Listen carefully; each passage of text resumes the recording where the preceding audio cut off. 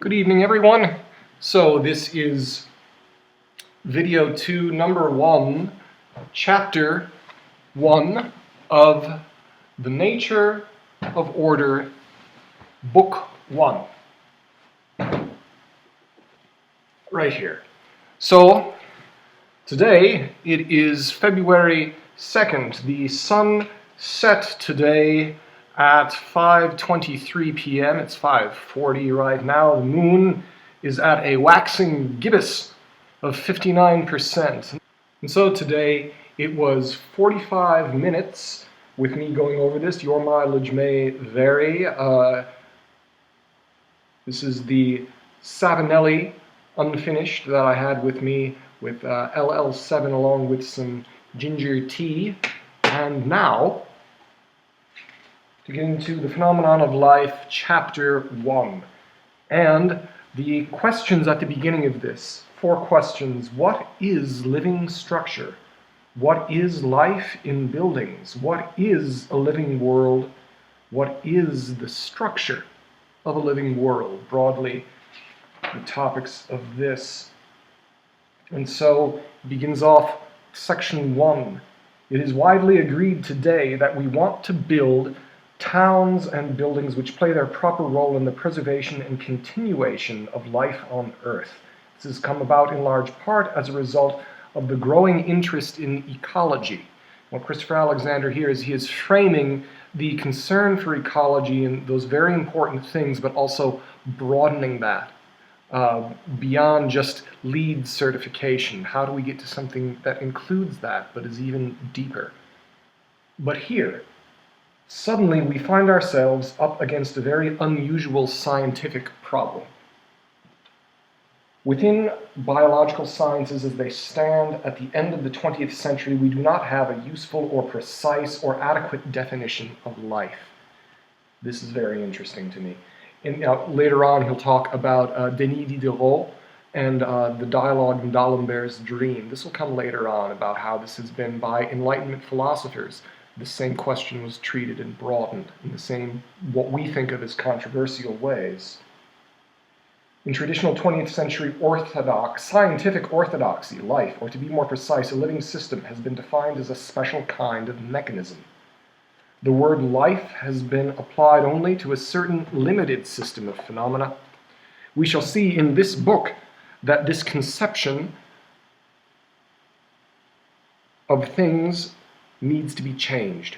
Order may be understood as a most general system of mathematical structures that arises because of the nature of space, and life, too, is a concept of comparable generality. Indeed, in the scheme of things I shall describe, every form of order has some degree of life. And this is something that is perhaps controversial to us in the West. It's not, he goes on about this, but it's not controversial at all to people who are familiar with either Japanese, Chinese, or subcontinental South Asian cosmology, understanding how energy and life goes beyond what we consider the biological in its own specific way. And there are good practical reasons as well as spiritual reasons to have this view. Thus, life is not a limited mechanical concept which applies to self-reproducing biological machines. That is a quality which inheres in space itself and applies to every brick, every stone, every person, every physical structure of any kind at all that appears in space. Each thing has its life. There's a footnote here. Chris has fantastic endnotes on this, and talking about the fabric of the earth and things which are themselves, in short, alive, that Sim van der Rijn, don't know who that is, but he sounds Dutch, and apparently the Isaken Institute, don't know where that is, but in 1991 there was some type of conference there where he had discussions with him, and this concept was really filled out in that discussion. So he nicely credits that if anyone wants to look up those things. So, skipping ahead a bit, This is quite different from merely preserving the natural life which exists. It means creating life in man-made things and natural things together. And what is wanted here is to go beyond the purely mechanistic, going beyond to taking a look at life out in wilderness or in parks as something separate, kind of healing that divide. That's a theme that is returned to again and again here, what Alfred North Whitehead called the bifurcation of nature. That comes a bit later. It means creating life in man-made things and natural things together. And this is a nice example here. He states the landscape of southern England, which I've had the good fortune to visit, and that's where he ended up living. I think he wrote most of this in the decades when he was living and teaching in Berkeley, and ended up going back to where he spent much of his childhood in the south of England. Southern England, for example, is one of the largest structures, and this is fascinating, the largest structures ever made by man. We think of it as nature, the beautiful expanse of towns, villages, fields, forests, and moors that extends from Cornwall to Kent, from the south coast to the Midlands. As an outside observer of southern England, I would maybe draw the line a bit more strictly at the escarpment of the South Downs. There's something geological about that and cultural as well. The flint with which I made the Jed drill was from there. We think of it as natural, but of course it is man-made, almost all of it. It wasn't there 3,000 years ago. It is a consciously created structure, perhaps 300 miles by 100 miles, and it has been created slowly, patiently, over a period of about 1,000 years. The fields, ditches, copses, hedges, streets, cowpaths, streams, ponds, bridges, and villages are something which includes nature, which has the same life that we attribute to nature, but it was made by man, I should add, and he fully knows here, made by man in concert with nature, man in dialogue with nature, with humans, with men and women working together to have a cultural vitality that is in tune with the landscape. And of course, getting back to things that a lot of people are interested in lately, all of this is post-glacial. The kinds of radical transformations in the landscape which happened since the last 12,000 years were very much part of this.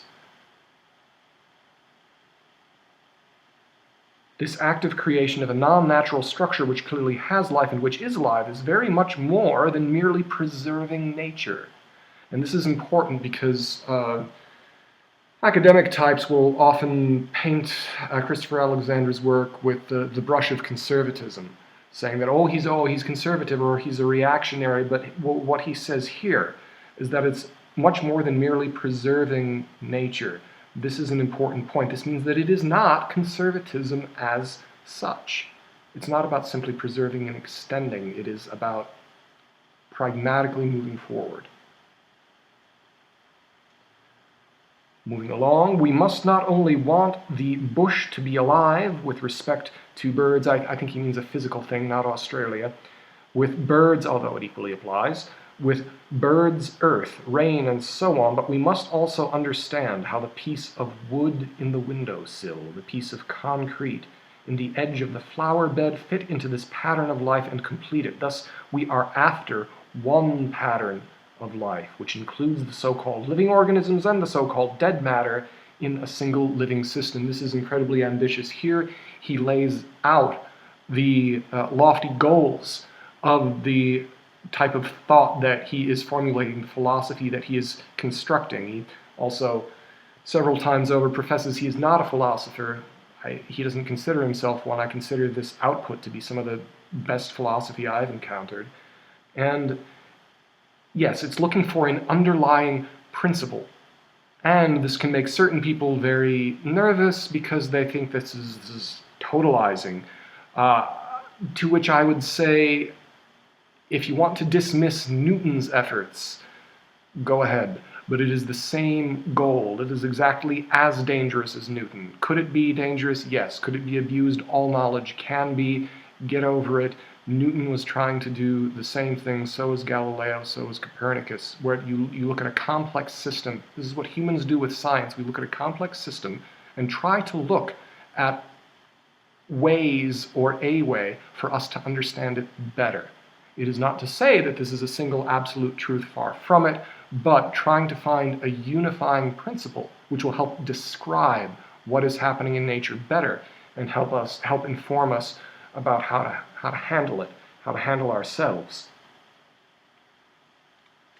The making of such structure has been done repeatedly in different cultures during different ages. The Japanese house and garden, terraced hillsides in China and the Himalayas, the building of Machu Picchu, the creation of the medieval landscape, the relation of the Cheyenne Indians to the plains where they placed their teepees. These are excellent models for us, excellent models for us as we struggle both with ecological catastrophes and a man-made world, which is ugly, aggressive, and non-life supporting. So, section 2.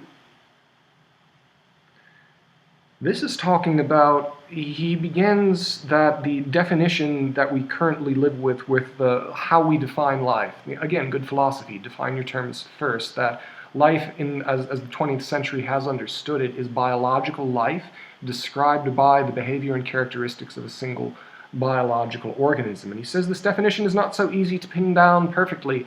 Also, he's not the only person who's been saying this. There's something that even mainstream academia has shopped around, which I think is a mostly very good essay by Manuel de Landa called Non-Organic Life. If anyone wants to look that up, I've got the file somewhere, but it's pretty good, except for the part where he waxes on about Gilles Deleuze. We'll probably get to that eventually. But, so there are plenty of uncomfortable boundary problems, and this is important. DeLanda mentions crystals. Chris doesn't here, but crystals actually are a legitimately interesting boundary case of life versus not life. I think they are an exception that shows possibly the more general rule of the phenomenon that he is after understanding. Plenty of uncomfortable boundary positions. For example, is a fertilized egg alive during its first few minutes? Ooh, political. Is a virus alive? Is a forest alive as a whole? And over and above the life of the component species taken as individuals, are carbon, hydrogen, oxygen, and nitrogen necessary to what we shall define as life? These are complex questions. Skipping ahead, just as ecological purists have in fact been struck with the idea that they must keep nature as it is, because this is the only way they can define clearly what they want to do. The moment we want to treat the more complex system of buildings and nature together as one living system, we run into intellectual problems because we no longer have an adequate scientific definition of what we are trying to do. This is important. So scientists have talked about the idea that we no longer have untouched parts of the earth from human behavior. And to a certain extent, this has always been true. Humans have always had some impact on the whole globe, as all species have had some impact on the whole globe. As the scope of human activity has increased, so has the scope of our impact in very bad ways. But the whole idea of a strict separation of nature and human-made versus nature is something that we must get beyond. He is saying here we must get beyond that strict and simple, and I think overly simple, definition if we are to address the problems of the complex world we now face. Throughout this book, I shall be looking for a broad conception of life in which each thing, regardless of what it is, has some degree of life.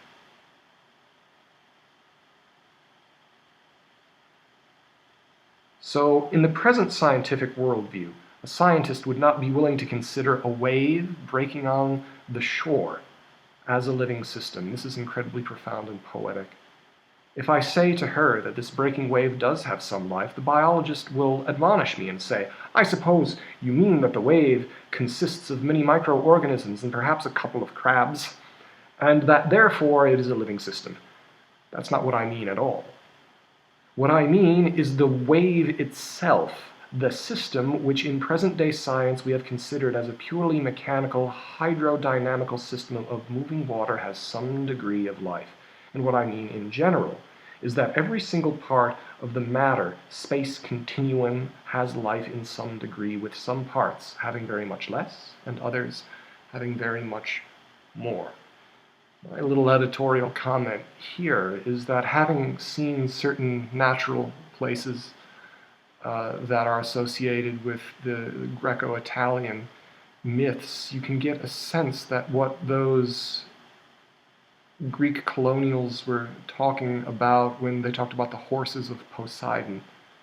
You stand on a rocky cliff shore, on the stone itself, and when the tide is beginning to suck out and the waves crash against the shore, the stone shakes as if there are horses near you. And I felt that, and immediately the old phrase, which I had understood intellectually, I understood in a new way, viscerally, physically, and emotionally. And it is a real phenomenon. And in these older traditions, people described it as the horses of Poseidon. And there were certain hills and certain valleys which were considered to be more vibrant than others. Vitruvius himself speaks of a process of religious devotion which he regarded even in the Roman era as superstitious and strange, because they had lost touch with this spiritual vitalism by that point. Vitruvius would speak of that the Greeks would build temples where the cows would graze. You would watch where the cows go. And then when you inspected the livers of the dead cows, if the livers are healthy, then the cows have chosen a good place. Then that is where you build your temple, because that is sacred, often because of the spring. That was considered a divine feminine principle. The life-giving water springing from the earth, feeding everything.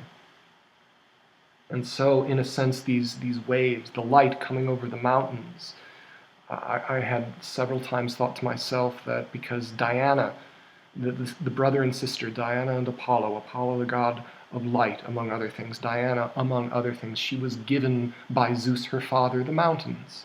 And so when the light streams in the Mediterranean over the mountains and sunbeams onto the water, there you kind of have the brother and sister saying good morning to each other. These are not superstitious, silly things, at least in my experience, that they describe real phenomena. They're a way of describing it which is now foreign to us. But by understanding it intellectually and then through experience, I believe it opens doors to us. So, section 3. As a background for our work, I shall in this first chapter simply try to persuade you by example that we do feel there are different degrees of life in things, and that this feeling is rather strongly shared by almost everyone.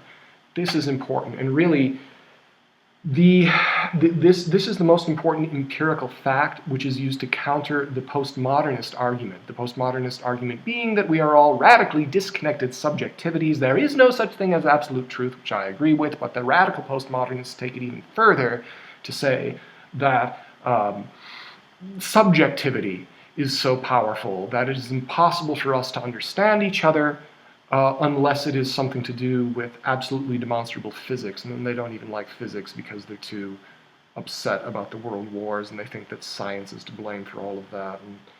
And, that's Jean-Francois Lyotard and all that crew. And then he recanted later, thankfully. But it still has an influence with all the silliness. So, he talks about the breaking wave.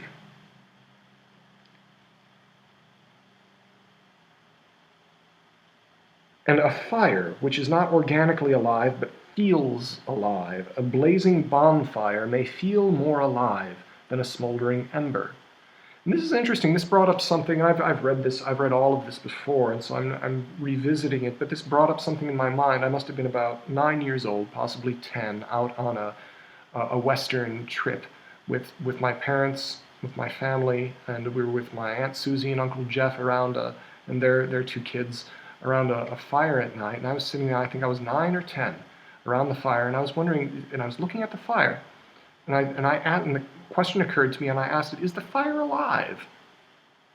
So it certainly seemed like it. It breathed oxygen, it consumed fuel. I think lots of people have thought this, and this is a very good edge example of what he's talking about, that fire is not biologically alive in the way that 20th century defines it, but in this broader sense of life, I think it is potentially a very good example. The moons of Jupiter, this is a lovely bit that he wrote. The moons of Jupiter, if you have, and again referring to the moons of Jupiter were given names, were given mythic names when Galileo first saw them, quite possibly because he had an identification to these old stories about Jove, and the Jove and Io, Jove and Ganymede. The moons of Jupiter, if you have ever seen them through a telescope, feel alive, like 4 liquid droplets of light. They feel alive to an uncanny degree, yet in conventional terms they are not. Gold feels alive, the particular yellow color of naturally occurring gold, so different from pyrites or from gold in the jeweler's shop, has an eerie magic essence that feels alive. This is not because of its monetary value. It got its monetary value originally because it had this profound feeling attached to it. Naturally occurring platinum, comparable in value, or rhodium, which is far more valuable, do not have the same feeling of life at all. This quite possibly, in the sense that humans tend to universally respond to this, perhaps helps explain the use of gold in ancient cultures, such as the Mycenaeans, such as the Egyptians, everyone. Marble, too, sometimes feels alive. The quarries at Carrara in Italy are famous because the marble from that place feels intensely alive. And this is true for people who perhaps have not seen the Carrara marble, knowing what it is. There's a luminous softness to it. It was used in people like Bernini and Michelangelo. Really wonderful for people's bodies because of the softness and the translucence that it catches and diffuses and then transmits the light that goes through it. And there's a very, very, very special quality. And those artists, almost all of them would say that in a sense, they didn't have the idea, that they put their ideas as an embrace kind of around the structure that was already there in the marble. And again, that's this theme of dialogue between the maker and what is made comes up again and again in this. It's not unique to this. I think this describes it in a very interesting way. And then there's a feeling of life in organisms. And he talks about how here is a picture of a leaping, and that it's clearly true that we see it in living organisms. It's very clear. Here is a picture of a leaping cheetah. We do not need to be reminded that the animal is alive. The cheetah feels immensely alive, not just alive. A nice picture there. And of course, as someone like Buckley might say, they, of course, almost never prosper. Certainly is true. So, there are 2 lovely pictures. Again, he talks about what we can definitely see in nature. Beautiful pictures in this book. This is on archival paper that doesn't turn yellow. In any case, beyond the gradual emergence of precise formulations in ecology, we do have the feeling that one meadow is more alive than another, one stream more alive than another, one forest more tranquil, more vigorous, more alive than another dying forest. We experience degree of life as an essential concept which goes to the heart of our feelings about the natural world and which nourishes us fundamentally as a fact about the world. This raises the question of value, specifically of hierarchy of value. And this is something which, again, there's been unfortunate dogma about all hierarchy being bad or all hierarchy being evil. Hierarchy is a fact. Not all hierarchy is simple. Not all hierarchy is simply one thing above another, above another, above another. They're overlapped and they interact. And part of the importance of acknowledging this fact, and even acknowledging that it can be good, as much as it can be bad, it can be good. And part of the importance of this is that our values have a hierarchy. There are some things that you care more about than others. If you look at the simple thing of what do you want to get done today, you'll include eating and going to the bathroom pretty high up on the list, doing your work high up on the list, being with your family or your friends, in different ways, also high up on the list, and these all interact with each other. These are hierarchies of value, of what is important to you. And I think to try to pretend that there is no hierarchy of value is not honest and not helpful. And this is a fun moment. He says, look at your favorite bar, a place which comes to life at night where some special life exists, seedy, raucous. The bar, the nightclub, a fish pond there, a garden seat, shaking hands, a night at the ballet. And that's kind of a Walt Whitman-esque just listing of things that spark a certain quality. He's got a charming picture of Henri Matisse with several of his doves. This is a strategy which he used in a book which he mentions here, The Timeless. I have described this very ordinary but intensely living quality of buildings and places in the first few chapters of The Timeless Way of Building, which is a lovely book of his. He set it up so that you can read summary sections of it in about an hour and a half, 2 hours. Lovely book. So, we have an image in mind of what this ordinary life is all about, both what it really means and what it looks like as a structure when it occurs. Like biological life, it has a typical appearance. It is rather rough, not manicured. It is comfortable with rough, around the edges smooth, as if it had been rubbed together. This kind of life is the ordinary life, which is not connected to high art or fashion. It has nothing to do with images. So this is important. That there is a sense of well-worn quality to it. People, for whatever reason, have loved to talk about the idea of patina lately, about something that wears well. I think that's a nice trend. And so that there's a sense that the systems we live in take upon that quality like water going over a stone, when something has taken a shape that is vitally natural. And this can be done with what we build, with what we design, even into software. And he talks about examples in various cultures. Great Mosque of Isfahan, which is beautiful and fantastic. I'll hold that one up. And something as complex as this, and then something as simple as that both of these have this quality. That's a Korean teapot stand. Apparently those are rightly so very highly prized, but very, very simple.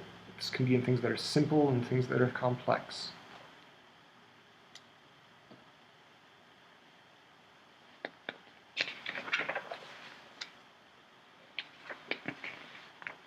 Talks about the black and white Persian bowl, which is beautiful. That will come up later. Again, that picture recurs about the quality of roughness. Something which is orderly, yet not overall with strict symmetry, and that there's a greater sense of life because of the small irregularities. He mentions wabi-sabi a bit later on, and that bowl is a very good example. That was something that me, coming out of the design tradition of the mid to late 20th century, the vitality of roughness was difficult for me to understand. But it's very, very real. And we see it in gardens, the distinction between a French garden and an English garden. If you're familiar with that, that's an expression of the vitality of this roughness. In a few cases, life in a thing or in a person or in an action or in a building reaches a level of intensity which is truly remarkable. This can happen in a work of art or in a person's life or in a moment of the day. I think we've all felt this to one degree or another. Above all, it does sometimes happen in buildings and artifacts. It is this melted unity, this deepest experience of order that we experience with wonder, which is the real target of this book. Since it is the quality which we are most often trying to reach when we make a building. This is why this type of stuff should not be skipped over. Please absorb it. If you truly want to do this type of building, knowing what this feeling is and what this quality is like, being able to understand it when other people tell you, being able to communicate it to others. Very, very important. Section 8. The feeling of deep life which occurs in the traditional artifacts is less common in the 20th century, especially in buildings. It is uncommon because, for reasons which will become clear throughout Book 2, the process of creating life, the processes needed to create life were damaged in the 20th century. He goes on about this later, about the wake of industrial production. These things make us comfortable, these living things, because we recognize them as genuine. I do want to touch on this a little bit, the idea of authenticity. This has been another trend lately. Authenticity, oh, this person is so authentic. And I think that's a symptom.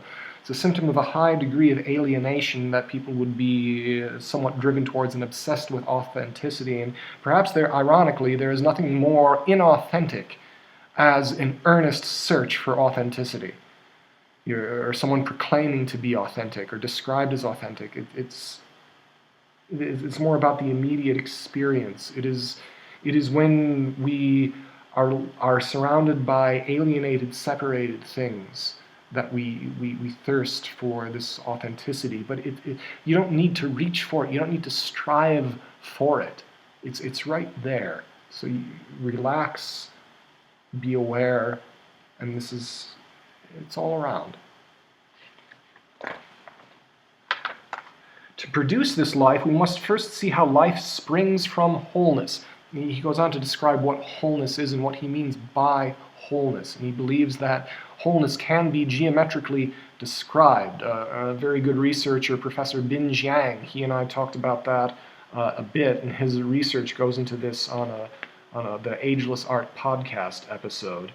Wholeness exists all around us and life springs from it. Every situation we are in, even the most mundane, has the capacity for life in it.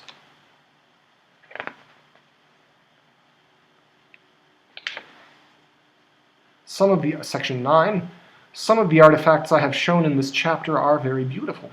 It might be said that these things are too special. Here he is addressing the accessibility of this, that it's not simply museums, it's not simply ancient things. This is very important. This section is called Intense Life in Ordinary Poverty. These things are too special that they come from a small and privileged class, I note, or a remote time. This is something that the high modernist architects, especially someone like Mies van der Rohe, went on and on about, that this is, that's not for our time. Our time must be industrial. So, and you hear that again and again as an excuse for plainness, I think. And that they are not representative of the vast majority of human experiences throughout centuries of history. That's true, but that is not to say that something exceptionally good is bad, which I think some people come close to saying. But the quality of life is not precious or high in this sense at all. It exists also quite easily. In the most humble, and this is very important, anyone can do this. In the most humble, it takes deliberateness and time, which is why working with people to do it is often nice. In the most humble and ordinary aspects of our daily lives, in this sense, the great life we feel in the works by Matisse and Van Gogh is somewhat misleading, since the same feeling of life can also occur in a dirty hut or in a slum, and indeed is often more likely to occur in such a place than in a work of architecture. This is something that he is also not alone in saying. The famous Austrian architect Adolf Loos, who famously wrote Ornament and Crime, among other excellent essays. Loos, in his essay called Architecture, begins talking about a beautiful natural scene with a lake and with farmers' houses, and then he says, oh, but what is this? A dissonant chord amongst the other natural buildings. Ein Architekt geht vorbei.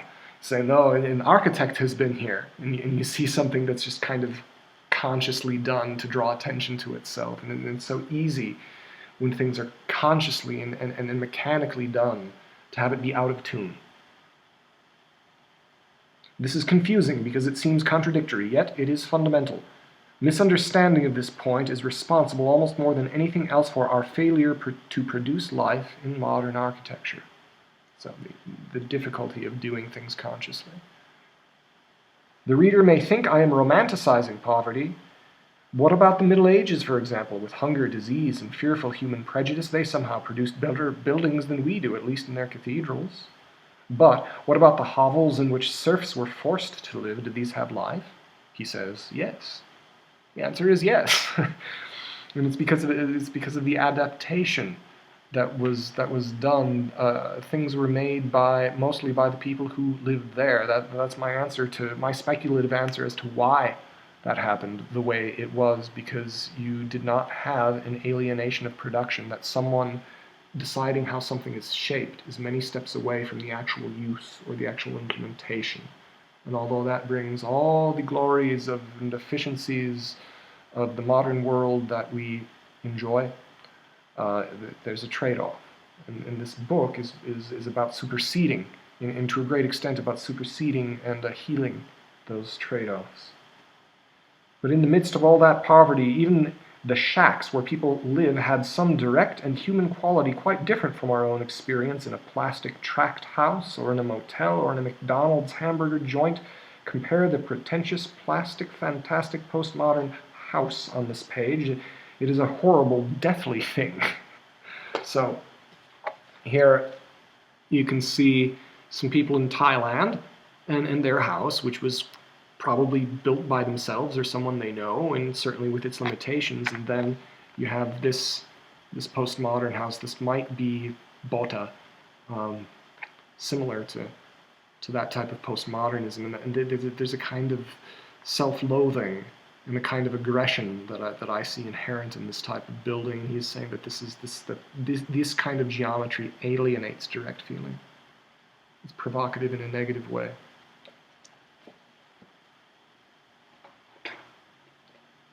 Skipping along, one aspect of this structure is the wabi-to-sabi of Zen teaching, the Japanese concept of beauty, which is best translated as rusty beauty. He spent quite a lot of time in Japan and studied this stuff quite closely. I would be inclined to trust that translation of his. These things are all beautiful, but they are all damaged. And again, the postmodernists are obsessed with damage, obsessed with wounds, but they tend to celebrate it in an odd way. But here he says, life itself is damaged. Nothing which is perfect can be truly alive. There is a rough, amiable quality in the Japanese restaurant, in the bench and the solitary watcher at Atlantic City, in the houses of the Bangkok slums, even in the blossoms of Van Gogh's almond tree. This quality, this real life, the deep life of all great art and of all great genuine experience is our aim. The astonishing thing is that every time this very deep life shows its face, it looks the same. This is a bit controversial. Here he is talking about a sense of universal beauty, a sense of vitalism. I shy away from using the descriptor beauty for this because I think it is broader and deeper than what is typically considered beauty, because there is also the sublime which one must concern yourself with. When you see a great rocky cliff face and a storm above it, this is not beauty as such, and to call it beauty diminishes the precision and the subtlety of the word beauty to the point that I think we should not overuse that word out of respect for beautiful things. I feel rather strongly about this. So what Alexander is talking about here, I think, is beyond beauty, importantly. Talking about all these things, skipping ahead, he says they have a simplicity beyond artifice. In Book 2, he talks about really what he means by simplicity, which we'll get to eventually. Thus, it is a conception of life and architecture in which the house I live in becomes a greater thing because of the ducks in the garden. It is a conception in which the beautiful shape of a window not only gives more life to the window, but also enlarges the window and the house. This is the idea of mutually reinforcing centers. We'll talk about what is meant by that, about entities, about monads, which themselves are part of greater networks and in good systems amplify and reinforce the life in each other. Closing up the chapter, in what follows, I hope to show that this deep and even holy conception of our lives and the life of our surroundings turns out to be directly and practically connected to an identifiable structure. It is something which occurs in space, the deep order which produces life in buildings is a direct result of the physical and mathematical structure that occurs in space, something which is clear and definite, and something which can be described and understood. End of chapter 1. Saying that there is such a thing as this wholeness and this vitality and this feeling, and that it is accessible to us. Talking about the reality of transcendence. Roger Scruton, who died recently, spoke about this very eloquently, about how beautiful things bring us in touch with transcendence, which is, put simply, transcendence is the quality of that which is crossing boundaries, the quality of the crossingness of boundaries. And that's important when you say that something transcends the personal. Meaning that transcends the personal means that other people can understand you. If there's something which is spiritually transcendent, that means it's beyond our everyday physical experience and goes to something which we feel is beyond. And so here, that there is a kind of unity. There's something that is transcendent among all structure. There's a vitality, a vitalism, which is transcendent across all physical things, but not of them, but transcends across them. And he's making a very controversial step to say that this is something that we can understand, something that we can describe, and which brings joy and usefulness to us in making our world better. And the sense that it is even an even holy conception of our lives. Spengler once wrote that all art is born religious. And very often that means that the art which is born is for a religion which does not yet exist. That's where I hope that we are, and I think we are there, that the sense of spiritual vitalism is not part of a formalized religion and cannot be, because it is of a type of inspiration which is newly resurgent in human culture. And perhaps through this type of work and other things we may grow to a greater understanding. So, it's time for me to clean out the pipe. I'll be with you next week. Thank you for listening.